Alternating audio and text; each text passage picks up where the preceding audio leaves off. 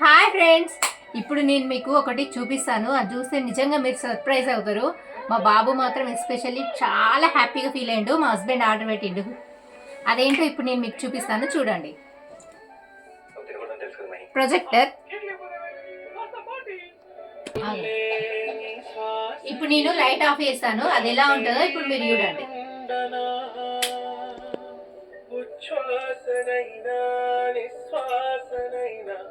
మేలించి పంపించనా ఏకాంతులైన వినందు దాటాకరే ఆ రాజు చేరాలి నీ చూపునే నీరపై.